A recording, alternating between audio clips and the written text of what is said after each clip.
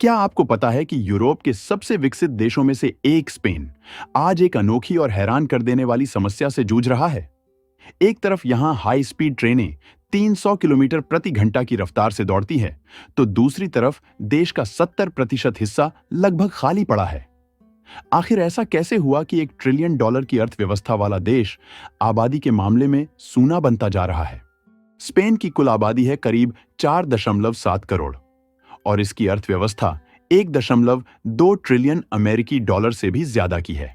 यह दुनिया की 14वीं सबसे बड़ी अर्थव्यवस्था है और रूस जैसी विशाल ताकत से बस थोड़ी ही छोटी। लेकिन हैरानी की बात यह है कि इतने छोटे आकार के बावजूद स्पेन के पास दुनिया की दूसरी सबसे लंबी हाई स्पीड रेल नेटवर्क है। चीन के बाद नंबर 2 पर, यानी स्पेन का हर बड़ा शहर मैड्रिड, बार्सिलोना, वेलेंसिया रेल से बेहद तेजी से जुड़ा है। लेकिन इस चमक के पीछे छिपा है एक ऐसा सच जिसे देखकर आप भी सोच में पड़ जाएंगे। स्पेन यूरोप के हिसाब से काफी बड़ा देश है, इंग्लैंड से 4 गुना बड़ा, लेकिन इंग्लैंड की आबादी स्पेन से 9 मिलियन ज्यादा है। मतलब स्पेन के पास जमीन बहुत है लेकिन लोग कम। अगर इसे भारत के नजरिए से देखें तो स्पेन की कुल आबादी लगभग 47 मिलियन है, यानी मुंबई या दिल्ली जैसे बड़े शहरों की आबादी जितनी ही। भारत का अकेला उत्तर प्रदेश राज्य स्पेन की पूरी आबादी से लगभग 9 गुना बड़ा है। मतलब इंडिया में एक राज्य में जितने लोग हैं उतने ही लोग स्पेन में पूरे देश में हैं। स्पेन की कुल आबादी का 90% यानी लगभग 4 करोड़ 2 लाख लोग सिर्फ 30% भूमि पर रहते हैं, मुख्य रूप से समुद्र किनारे और बड़े शहरों में। बाकी 70% भूमि पर केवल 40 लाख लोग हैं। इस खाली हिस्से को लोग कहते हैं एम्प्टी स्पेन। यहां औसतन प्रति वर्ग किलोमीटर सिर्फ 18 लोग रहते हैं। ये घनत्व अमेरिका के कैंसस या नॉर्वे जितना कम है। तो सबसे बड़ा सवाल, क्यों इतने बड़े भूभाग वाले स्पेन में लोग अपने इलाकों और खाली हिस्सों को छोड़कर शहरों की ओर जा रहे हैं? क्यों 70% भूमि लगभग खाली पड़ी है जबकि केवल 30% भूमि पर 90% आबादी सिमटी हुई है? और इस खालीपन के पीछे सिर्फ जियोग्राफी या क्लाइमेट ही नहीं, बल्कि हिस्ट्री, पॉलिटिक्स और ग्लोबल माइग्रेशन ट्रेंड्स भी जिम्मेदार हैं। यह खालीपन अचानक नहीं आया। इसकी शुरुआत 1930 के दशक में हुई, जब फ्रांसिस्को फ्रैंको की तानाशाही ने देश को दशकों तक रोका।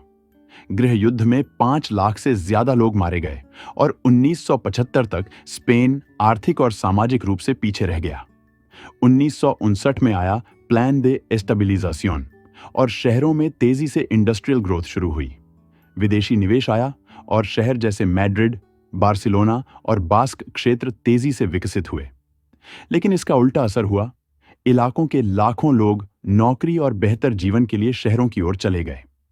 1960 के दशक में स्पेन की अर्थव्यवस्था जापान के बाद दूसरी सबसे तेजी से बढ़ने वाली बन गई। लेकिन इलाकों के लोग धीरे धीरे शहरों की ओर चले गए। आज स्पेन की 15% आबादी विदेशी प्रवासियों की है, जिनमें इंडियन समुदाय भी शामिल है। लेकिन ये प्रवासी भी मुख्य रूप से शहरों में ही रहते हैं।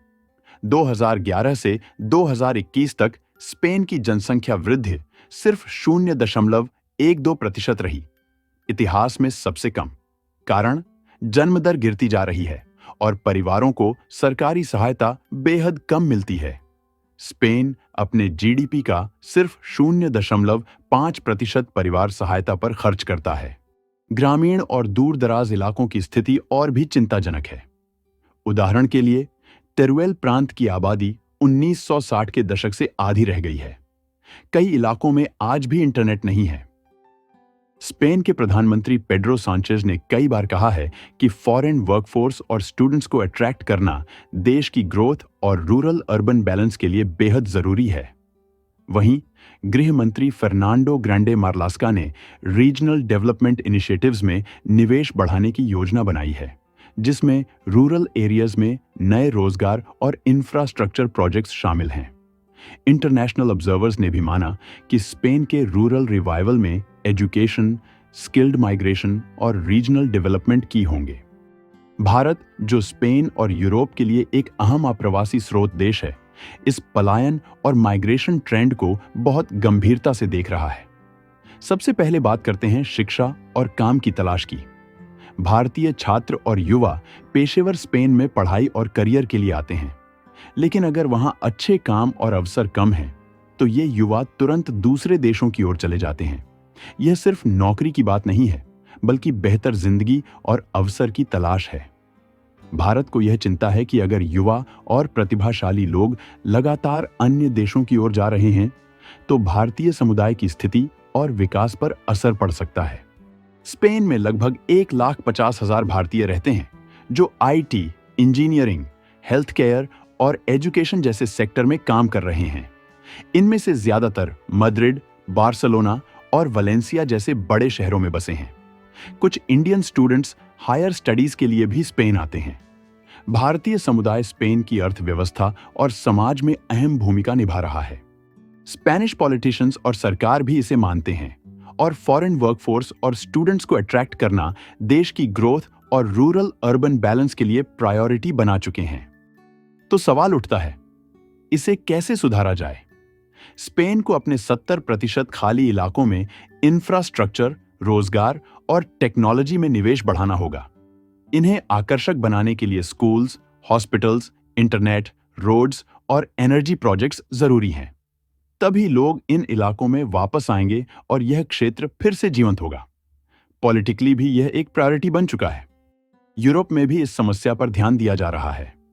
यूरोपियन यूनियन ने रूरल डिपॉपुलेशन और अर्बन माइग्रेशन को लेकर स्ट्रेटेजिक प्रोग्राम्स शुरू किए हैं, ताकि स्पार्सली पॉपुलेटेड इलाकों में निवेश और रोजगार बढ़ाया जा सके। अब एक बड़ा ग्लोबल बदलाव सामने आया है। स्पेन ने अपनी इमिग्रेशन पॉलिसी पूरी तरह से बदलने का फैसला किया है। देश की लेबर फोर्स घटती जा रही है और अपनी अर्थव्यवस्था को मजबूत बनाने के लिए सरकार ने विदेशी कामगारों को आकर्षित करना शुरू कर दिया है। सरकार के अनुसार अगले 3 सालों में लगभग 3 लाख अनरजिस्टर्ड प्रवासियों को हर साल कानूनी दर्जा देने की तैयारी है। प्रधानमंत्री पेड्रो सांचेज ने कहा है, स्पेन को चुनना होगा कि वह खुला और समृद्ध देश बनेगा या बंद और गरीब। यह बदलाव इसलिए बहुत महत्वपूर्ण है क्योंकि स्पेन को अब हर साल लगभग 2.5 से 3 लाख विदेशी कामगारों की जरूरत है, ताकि सरकारी मदद और बढ़ती उम्र की चुनौतियों को संभाला जा सके। वहीं दूसरी ओर मैड्रिड, बार्सिलोना और वेलेंसिया जैसे शहर अब यूरोप के बड़े अर्बन हब्स बन चुके हैं, जहां मॉडर्न इंडस्ट्रीज, आईटी और एजुकेशन सेंटर्स तेजी से बढ़ रहे हैं।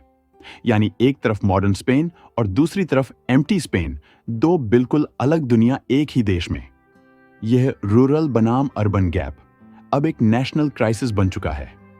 कम लोग होने से कम सुविधाएं मिलती हैं, और जब सुविधाएं नहीं होती तो लोग वहां रहना नहीं चाहते।